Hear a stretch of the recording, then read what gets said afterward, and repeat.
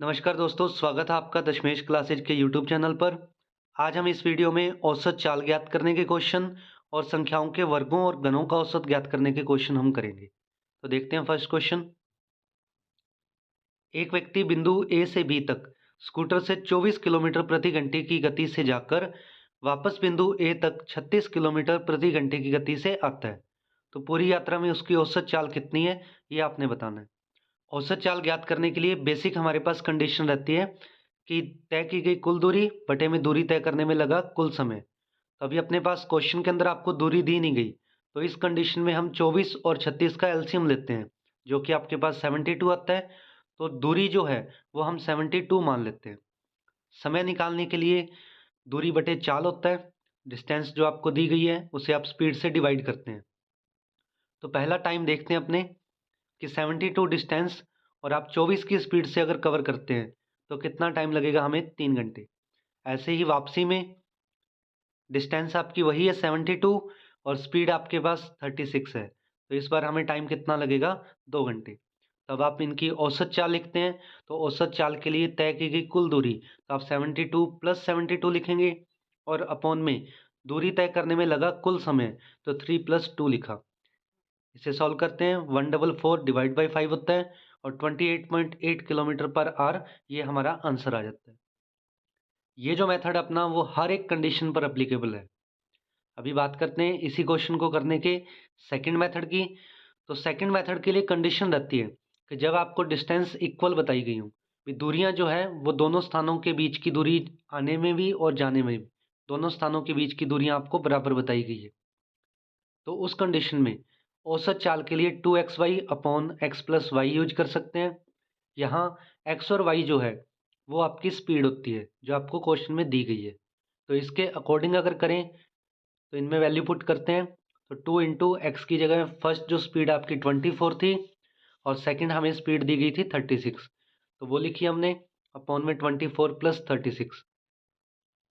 ऊपर वाली line same रखते हैं, अपॉन वाले नंबर्स को ऐड करके लिखा। इसे कैलकुलेट करते हैं और कैलकुलेट करने पर 28.8 किलोमीटर प्रति घंटा ये हमारी औसत चाल आ जाती है। देखते हैं नेक्स्ट क्वेश्चन। एक व्यक्ति किसी स्थान पर 20 किलोमीटर प्रति घंटे की चाल से जाता है तथा वहां से 12 किलोमीटर प्रति घंटे की चाल से लौटता है। तो पूरी यात्रा के लिए उसकी औसत चाल क्या है, ये आपने बताना है। तो सेम वही कंडीशन, औसत चाल ज्ञात करने के लिए तय की गई कुल दूरी अपॉन में दूरी तय करने में लगा कुल समय। तो यहाँ आपको डिस्टेंस दी नहीं हुई, तो आप 20 और 12 का एलसीएम लिखते हैं, जो कि हमारे पास 60 आता है। तो डिस्टेंस हम 60 लिख कर करेंगे। तो टाइम निकालने के लिए वही आप डिस्टेंस अपॉन स्पीड करते हैं। तो पहला टाइम देखिए 60 डिवाइड बाई 20, 3 घंटे लगेंगे। और फिर सेकंड टाइम जो है वो आप इसी 60 को डिवाइड करते हैं 12 से, तो हमारे पास टाइम आता है 5। अब आप औसत चाल के लिए तय की गई कुल दूरी, तो 60 प्लस 60 लिखते हैं, अपॉन में लगा कुल समय, तो 3 प्लस 5। इसे कैलकुलेट करते हैं, 120/8 और 15 किलोमीटर पर आवर, 15 किलोमीटर प्रति घंटा, ये हमारी औसत चाल आ जाती है। इसी को सेकंड मेथड वही कि दूरियां आपको बराबर दी गई है और जब आपके पास दूरियां बराबर हों तो औसत चाल के लिए 2xy upon x plus y use करते हैं। एक्स और वाई हमारी जो स्पीड है वो लिखेंगे। तो कैलकुलेट करते हैं, 2 इंटू 20 इंटू 12 अपॉन 20 प्लस 12। तो आप 20 और 12 को जोड़कर अपॉन में ये 32 लिखते हैं। कैलकुलेशन करने पर 15 किलोमीटर पर आवर ये हमारा आंसर आ जाता है। चलते हैं नेक्स्ट क्वेश्चन पे।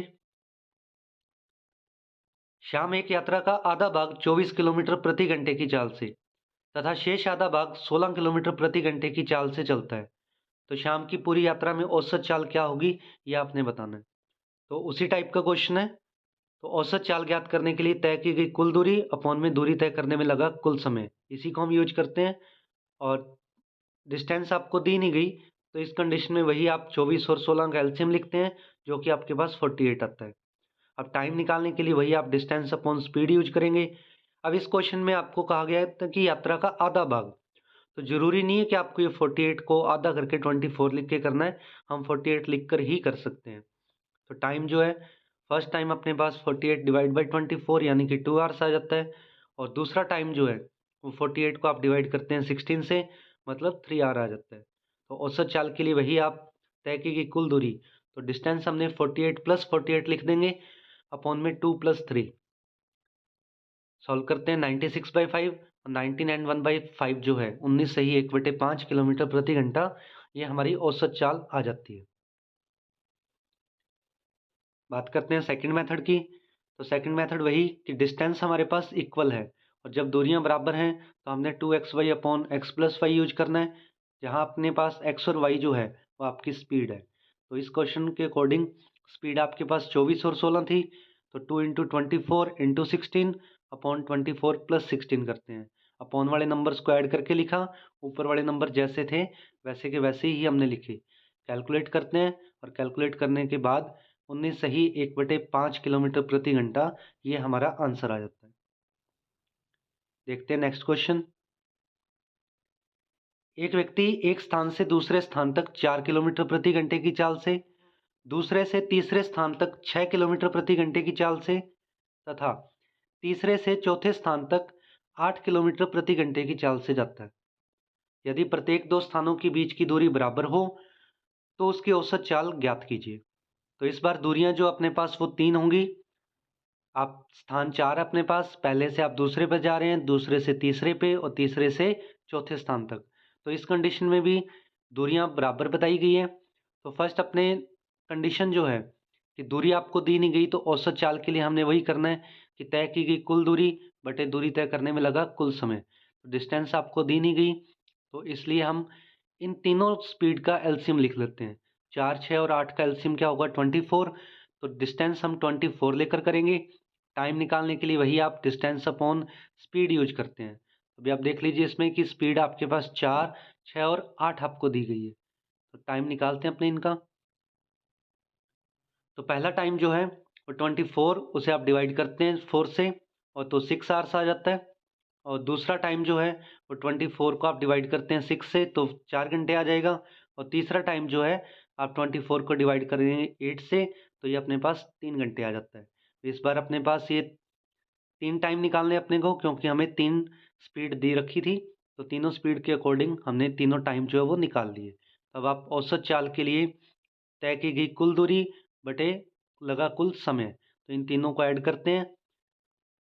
तो 72/13 और 5 सही 7/13, ये हमारा आंसर आ जाता है।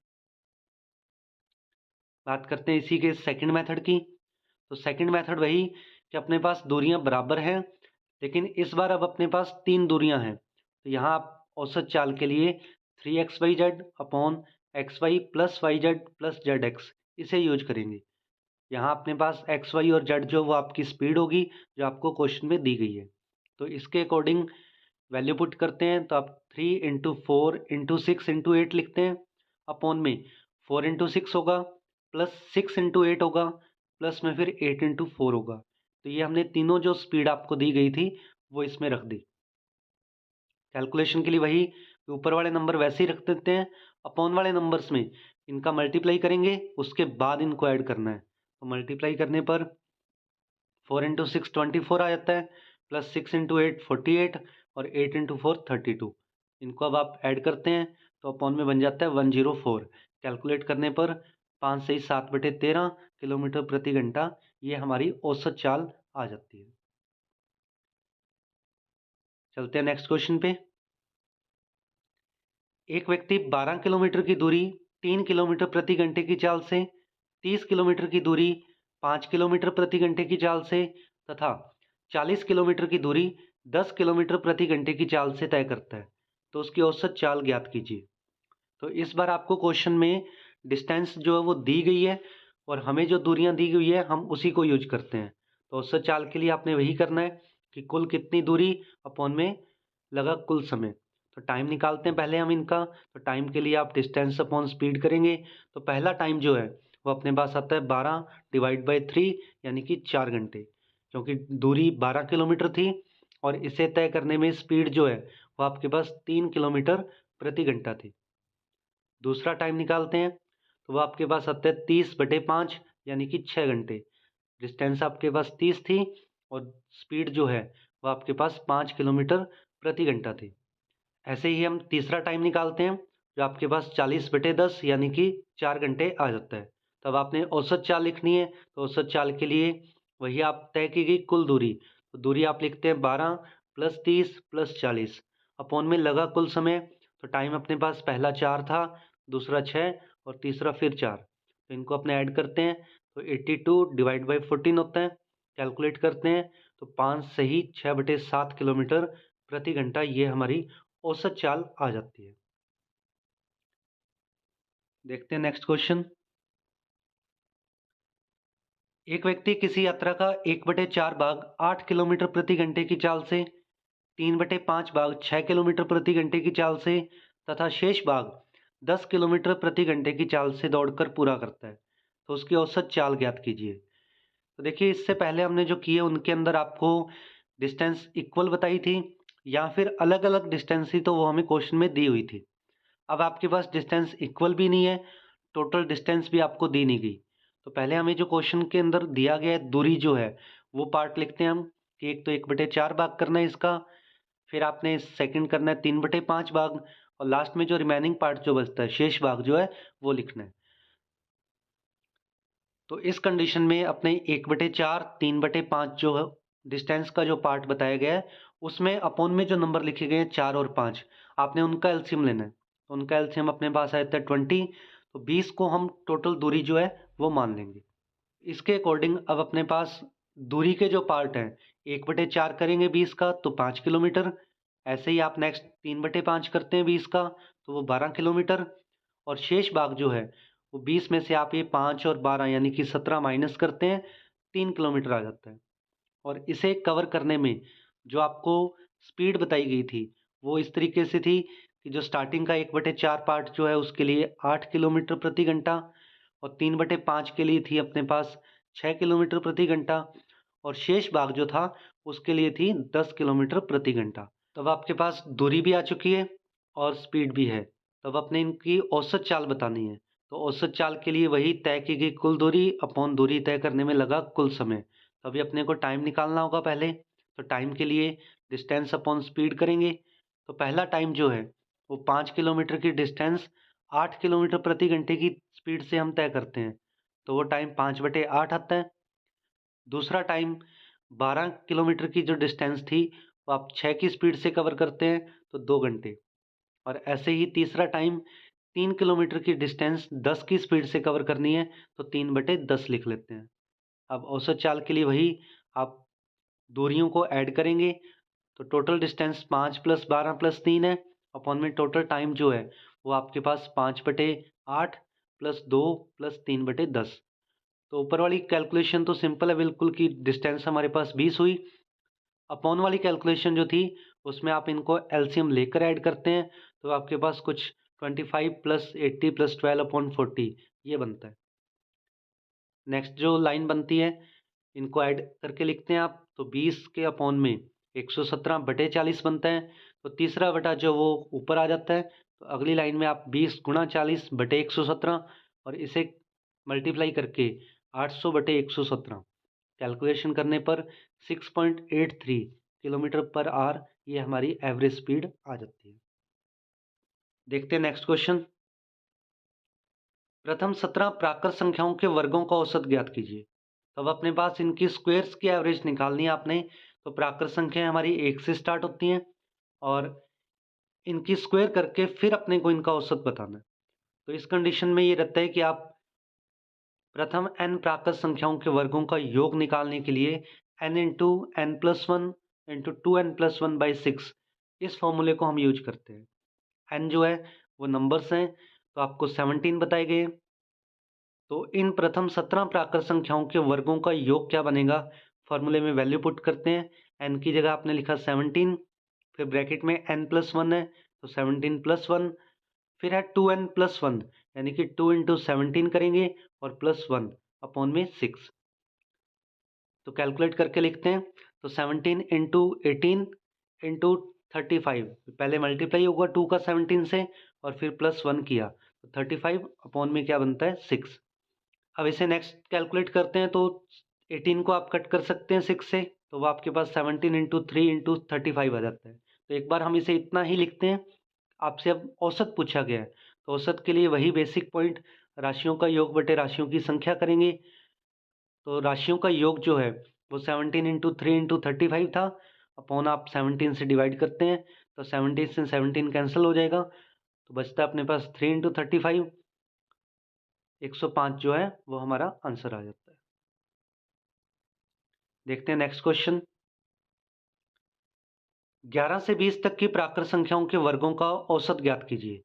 तो इस बार प्राकृत संख्याएं जो आपको 11 से 20 तक कही गई हैं, और हमने जो फॉर्मूला जो लिखा है वो आपके पास होता है प्रथम n प्राकृत संख्याओं के वर्गों के योग का। तो प्रथम संख्याएं जो हैं वो आपके पास 1 से स्टार्ट होती हैं, तो इस क्वेश्चन के लिए हमें पहले इनका योग निकालते हैं हम। तो लास्ट लिमिट जो है वो 20 तक बताई गई है, तो पहले आप 1 से 20 तक जो है यानी कि प्रथम 20 प्राकृत संख्याओं के वर्गों का योग निकालते हैं। तो n की जगह आप 20 रखेंगे, कैलकुलेशन करते हैं तो 20 इंटू 21 इंटू 41 बनता है ये, अपॉन में 6, इसे पूरा कैलकुलेट करते हैं तो आपके पास ये 2870 आ जाता है। अब अपने को स्टार्ट करनी थी 11 से, तो 1 से 10 तक की संख्याएं जो हमें नहीं चाहिए, तो हम प्रथम 10 प्राकृत संख्याओं के वर्गों का योग निकालते हैं। तो आप n की जगह 10 पुट करेंगे, इसे कैलकुलेट करते हैं और कैलकुलेशन के बाद ये अपने पास आता है 385। पहले हमने लास्ट लिमिट तक यानी कि 20 तक की संख्याओं के वर्गों का योग निकाला, वो आपके पास 2870 आ जाता है। अब हमें स्टार्ट करनी थी 11 से, तो हमें 10 तक की संख्याएं नहीं चाहिए, तो इसलिए हमने प्रथम 10 संख्याओं के वर्गों का योग निकाला, जो आपके पास आता है 385। तो अब हम 20 संख्याओं के वर्गों के योग में से 10 संख्याओं के वर्गों का योग अगर माइनस करेंगे तो बाकी संख्याएं 10 ही बचेंगे, वो बचेंगी अपने पास 11 से 20 तक। तो 11 से 20 तक की संख्याओं के वर्गों का योग जो है वो आपके पास 2870 में से आप ये 385 माइनस कर देते हैं, 2485 आ जाता है। तो अब आपसे इनका औसत पूछा गया है, तो औसत के लिए वही राशियों का योग बटे राशियों की संख्या करते हैं। तो 2485 इनका टोटल था, और 11 से 20 तक बनी 10 संख्याएं, तो 10 से डिवाइड करके 248.5 ये हमारा आंसर आता है। बात करते हैं इसी के सेकंड मेथड की। तो सेकंड मेथड में ये रहता है कि भी संख्याएं कम ही हैं, भी 11 से 20 तक लिखनी है आपने, मतलब 10 संख्याएं ही थी, तो आप इनकी जो स्क्वायर्स हैं आप वो लिखते हैं। 11 से 20 तक की जो स्क्वायर नंबर बनते हैं वो आपके पास 121, 144, 169, 196, 225, 256, 289, 324, 361 और 400। 11 से 20 तक की जो संख्याएं थी उन सब की स्क्वायर हमने लिखी। तो बिल्कुल बेसिक मेथड हम ये यूज कर रहे हैं, क्योंकि 10 संख्याएं हैं, 10 संख्याओं को जोड़कर कर सकते हैं हम इसे। तो औसत के लिए आप वही राशियों का योग बटे राशियों की संख्या करेंगे। तो इन 10 संख्याओं को जोड़ते हैं, डिवाइड करेंगे आप 10 से, तो ऐड करने पर वही मिलता है हमें 2485 अपॉन 10, तो 248.5 जो है ये हमारा औसत आ जाता है। देखते हैं नेक्स्ट क्वेश्चन। 21 से 25 तक की प्राकृत संख्याओं के वर्गों का औसत ज्ञात कीजिए। तो सेम उसी टाइप का क्वेश्चन है, इस बार भी लिमिट आपकी 1 से स्टार्ट नहीं हो रही, 21 से 25 तक कहा गया है, और फॉर्मूला जो है वो अपने पास प्रथम n प्राकृत संख्याओं के लिए रहता है, तो इसलिए हम 1 से स्टार्ट करके ही इसे कर सकते हैं। तो अभी अपने पास लास्ट लिमिट 25 तक है, तो पहले हम प्रथम 25 प्राकृत संख्याओं के वर्गों का योग निकालते हैं। n की जगह आप 25 पुट करते हैं, कैलकुलेशन करते हैं इसकी, तो ये अपने पास 25 इंटू 26 इंटू 51 बनता है, अपॉन में 6 है। कंप्लीट कैलकुलेशन करने पर 5525 5525 जो है वो आपके पास प्रथम 25 प्राकृत संख्याओं के वर्गों का योग आ जाता है। अभी संख्याएं हमें 21 से स्टार्ट करनी है, तो 1 से 20 तक की संख्याएं नहीं चाहिए, तो अब हम प्रथम 20 प्राकृत संख्याओं के वर्गों का योग निकालेंगे। तो n की जगह आप 20 पुट करेंगे और कैलकुलेशन करते हैं, तो कैलकुलेट करके ये बनता है 2870। अब वही पॉइंट कि आप 25 संख्याओं में से 20 संख्याओं को माइनस करेंगे, तो हमारे पास 21 से 25 तक की जो संख्याएं हैं इनके वर्गों का योग आ जाता है। तो इन्हें माइनस करते हैं, 5525 में से 2870 आप माइनस करेंगे तो 2655, 2655 जो है वो आपके पास इन संख्याओं के वर्गों का योग आ जाता है। अब आपने इनका औसत लिखना है, तो औसत के लिए वही राशियों का योग बटे राशियों की संख्या। तो इनका योग 2655 था, आपने इसे 5 से डिवाइड करना है और डिवाइड करके 531 531 जो है वो हमारे पास इनका औसत आ जाता है। बात करते हैं सेकंड मेथड की। तो सेकंड मेथड वही कि 21 से 25 तक 5 ही संख्याएं हैं, तो हम इन पांचों संख्याओं का वर्ग लिखते हैं। तो 21 की स्क्वायर आपने लिखी 441, फिर 22 की स्क्वायर 484, 23 की स्क्वायर 529, 24 की स्क्वायर 576 एंड 25 की स्क्वायर 625। तो बेसिक मेथड जो रहता है वही यूज कर लेते हैं, राशियों का योग बटे राशियों की संख्या। तो इन सबको ऐड करते हैं और डिवाइड करना है कितने से, 5 से। तो ऐड करने पर 2655 बनता है, डिवाइड करेंगे आप इसे 5 से, तो 531 जो है वो इनका औसत आ जाता है। देखते हैं नेक्स्ट क्वेश्चन। प्रथम 12 प्राकृत संख्याओं के गणों का औसत। तो इस पर आपने इनकी क्यूब जो है उनकी एवरेज बतानी है। तो प्रथम n प्राकृत संख्याओं के गणों का योग, ये भी प्राकृत संख्याओं के लिए रहता है भी स्टार्टिंग 1 से होनी चाहिए। तो इनके लिए फॉर्मूला रहता है भी n into n plus 1 by 2, और इस पूरे की होल स्क्वायर करेंगे अपने। तो इसके अकॉर्डिंग प्रथम 12 प्राकृत संख्याओं के गणों का योग जो है, वैल्यू पुट करते हैं, n की जगह 12 इंटू 12 प्लस 1 होगा अपॉन में 2, कैलकुलेट करते हैं इसे। तो 12 इंटू 13 बटे 2 हुआ, आप इसे कट कर सकते हैं 12 को 2 से। तो नेक्स्ट अपने पास ये 6 इंटू 13 और इसके ऊपर स्क्वायर है, तो 78 की स्क्वायर बनती है। ये हमारे पास प्रथम 12 संख्याओं के गणों का योग आ चुका है। इसे सॉल्व करने की जरूरत नहीं, 78 की स्क्वायर इतना ही इसे हम पढ़ा रहने देते हैं। अब आपसे औसत पूछा गया है, तो औसत के लिए वही राशियों का योग बटे राशियों की संख्या। तो राशियों का योग था आपके पास 78 की स्क्वायर अपॉन में क्या था 12।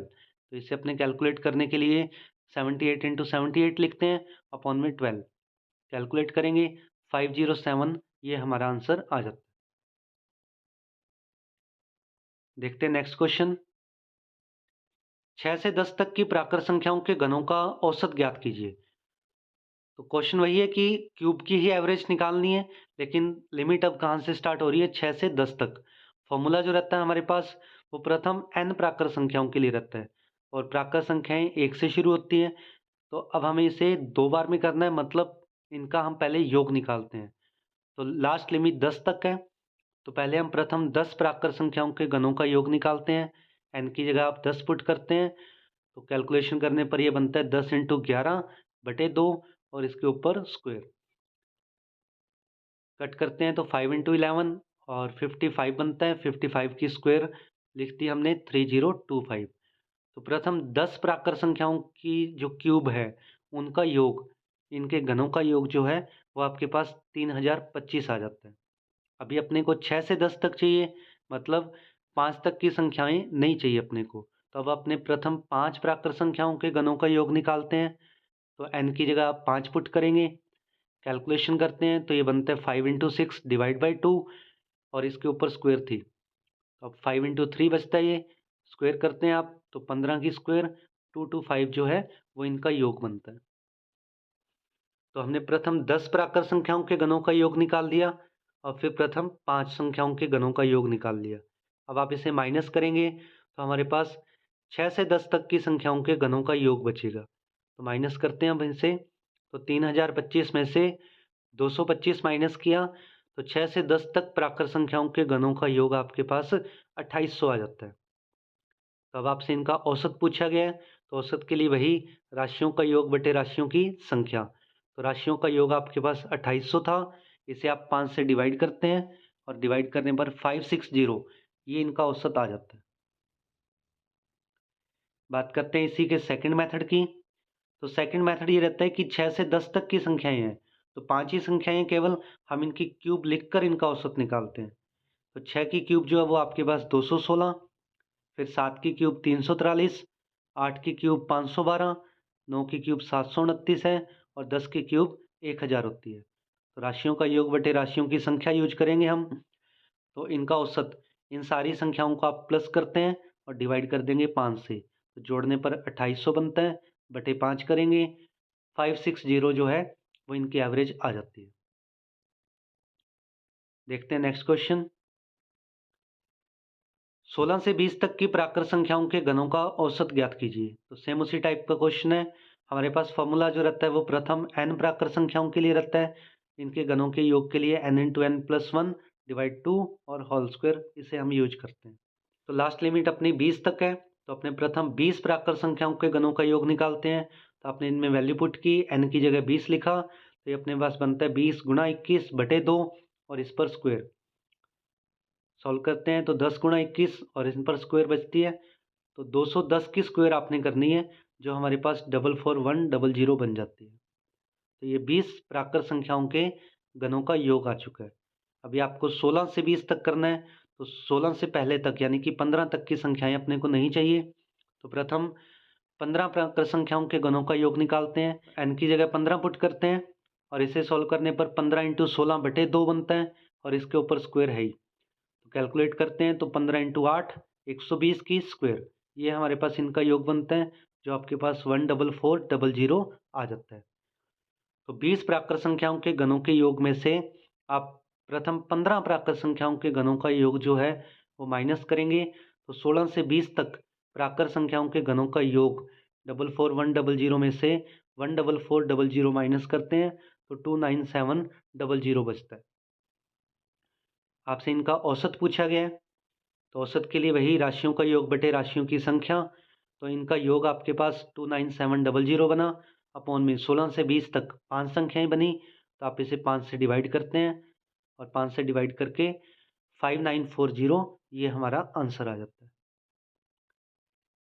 बात करें सेकंड मेथड की, तो सेकंड मेथड इसमें भी वही कि 16 से 20 तक 5 ही संख्याएं हैं, तो हम इनकी क्यूब लिखकर इनका औसत डायरेक्ट निकाल लेते हैं। तो 16 से 20 तक की जो संख्याएं हैं उनकी क्यूब बनती है आपके पास, 16 की क्यूब लिखते हैं आप 4096, 17 की बनती है 4913, 18 की आपके पास 5832, 19 के लिए 6859 और 20 की क्यूब 8000। तो इनका औसत निकालने के लिए राशियों का योग बटे राशियों की संख्या, तो इन सारी संख्याओं को जोड़कर डिवाइड कर देंगे हम 5 से। तो ऐड करने पर 29700 डिवाइड बाई 5, तो 5940, ये हमारा आंसर आ जाता है। चलते हैं नेक्स्ट क्वेश्चन पे। 6 व्यक्ति खाना खाने के लिए एक होटल में गए। उनमें से 5 व्यक्तियों में से प्रत्येक ने अपने खाने पर 32 रुपये खर्च किए, जबकि छठे व्यक्ति ने सभी 6 व्यक्तियों द्वारा किए गए औसत व्यय से 80 रुपये अधिक खर्च किए। तो सभी व्यक्तियों ने कुल मिलाकर कितने रुपए खर्च किए, ये आपने बताना है। तो देखिए इस टाइप की कंडीशन में 80 रुपये जो अधिक खर्च किए गए हैं, तो वो छठे व्यक्ति ने बाकी के 5 व्यक्तियों के लिए खर्च किए। तो आपने क्या करना है, 80 को डिवाइड करना है 5 से, जो कि आपके पास 16 रुपये आता है। तो अब अपने पास क्वेश्चन 2 बनते हैं इसमें। एक तो ये कि प्रत्येक व्यक्ति का हिस्सा कितना था। तो प्रत्येक व्यक्ति का हिस्सा निकालने के लिए आप क्या करेंगे कि 32 रुपये तो वो दे ही रहे हैं, ये जो 16 रुपये हैं ये उनके हिस्से में और बन रहे थे। तो प्रत्येक व्यक्ति का हिस्सा बनता है 32 + 16 यानी कि 48 रुपये। कुल खर्च पूछा है, तो आप कुल खर्च के लिए इस 48 को मल्टीप्लाई कर देंगे 6 से, 288 जो है वो आपका आंसर आ जाता है। देखते हैं नेक्स्ट क्वेश्चन। किसी कक्षा के 9 छात्र कुछ राशि का योगदान करते हैं, उनमें से 7 छात्रों में से प्रत्येक 50 रुपये का योगदान देता है और अन्य 2 सभी 9 छात्रों द्वारा दिए गए औसत योगदान से क्रमशः 50 और 90 रुपये अधिक देते हैं। तो कक्षा के सभी 9 छात्रों का औसत योगदान बताइए। तो इस बार एक छात्र की जगह 2 छात्र अतिरिक्त रुपए दे रहे हैं, तो अब अपने 50 + 90 करके डिवाइड कर देंगे 7 से। तो 50 + 90 डिवाइड बाई 7 करेंगे, 144 डिवाइड बाई 7 होता है, जो कि 20 आ जाता है। तो अब प्रत्येक व्यक्ति का हिस्सा बताना है, तो प्रत्येक व्यक्ति का हिस्सा जो है वो बन जाता है 50 + 20 70 रुपये। तो इस क्वेश्चन का आंसर आपका 70 है।